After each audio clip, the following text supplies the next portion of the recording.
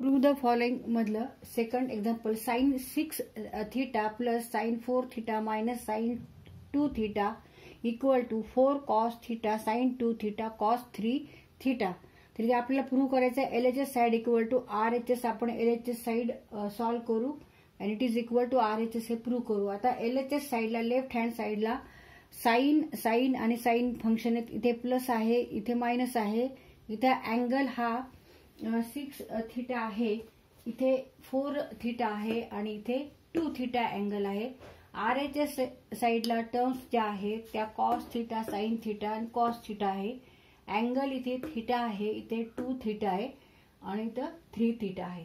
तर इथे आपण हे सॉल्व्ह करून घेऊ. इथे sine C plus sine D हा फॉर्म्युला वापरू इथे आणि साइन 2 थीटा म्हणजे डबल अँगल ऑफ साइन फंक्शनचा formula 2 sine theta cos theta. Sine C plus sine D इकडे अँगल C हा 6 थीटा आहे and D equal to 4 theta. 6 theta and 4 theta. C and D equal to 2 sine theta C plus D means 6 theta plus 4 theta divide by 2 and C minus D means 6 theta minus 4 theta means 2 theta divide by 2. तर इथे आपण हा formula वापरायचा. इथे sine C plus sine D हा जो factorisation formula आहे तो वापरायचा आहे. आणि साइन 2 थीटा इथे हा डबल अँगलचा फॉर्म्युला आहे of sine function. Sine function साठी जो फॉर्म्युला आहे डबल अँगलचा 2 sine theta cos theta cos theta. तर हे दोन फॉर्म्युले इथे आपल्याला वापरायचे. Equal to 2 sine C plus D 6 theta plus 4 theta divided by 2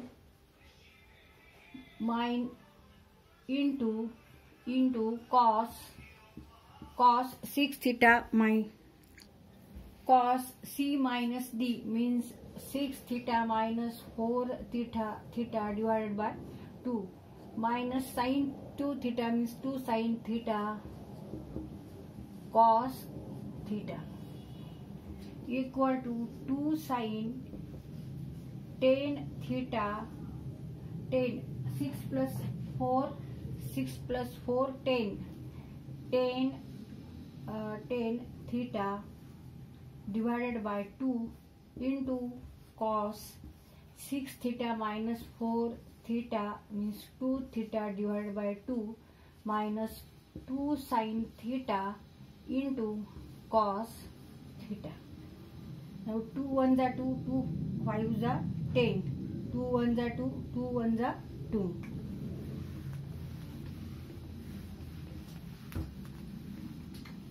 Equal to 2 sin 5 theta remaining 5 theta into cos theta minus 2 sin theta into cos theta. आता इथे ह्या दोन टर्म्स आहेत. ह्याच्यामध्ये 2 कॉमन येईल आणि cos theta इथे दोन्ही टर्म्स मध्ये आहेत आणि इथे मल्टिप्लिकेशनच आहे.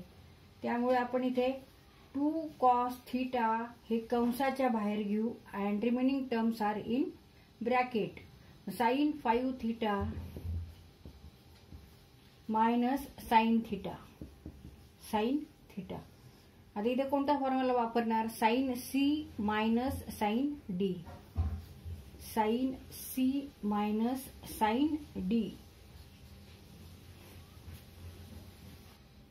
Sine C minus sine D equal to 2 cos C plus D upon 2 into sine C minus D upon 2.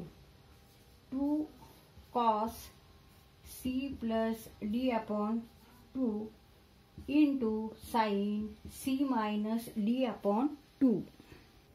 Sine C minus sine D equal to 2 cos C plus D upon 2 into sine C minus D upon 2. Here C equal to take here C equal to 5 theta and D equal to theta. D आपल्याला theta घ्यायचा आहे आणि C बरोबर 5 theta घ्यायचा आहे. हा formula वापरायचा आहे. Sine C minus sine D means sin 5 theta minus sin theta equal to 2 cos 5 theta plus theta divided by 2 into sin 5 theta minus theta divided by 2. Sin 5 theta minus sin theta, 2 cos theta into 2 cos C plus D. 2 cos means 5 theta plus theta divided by 2 into sin C minus D means 5 theta minus theta divided by 2 equal to 2 cos theta in bracket 2 cos 6 theta, 5 theta plus theta means 6 theta divided by 2 into sin 5 theta minus theta means 4 theta divided by 2. Now 6 theta upon 2 means 3 theta and 4 theta upon 2 means 3 theta. 2 theta. Sin 2 theta. Sin 4 theta upon 2 means sin 2 theta. 2 1 जा 2, 2 3 जा 6, 2 1 जा 2, 2 2 जा 4. बे एक बे, बे त्रिक 6, बे एक बे, बे दोन्ही 4. 2 cos theta in bracket 2 cos 3 theta into sin 2 theta. Now 2 into 2 4. इथे मल्टिप्लिकेशन आहे 2 into 2 4. 4 cos theta into cos 3 theta into sin 2 theta equal to 4 cos theta into take this term first, sin 2 theta into cos 3 theta and it is equal to RHS side.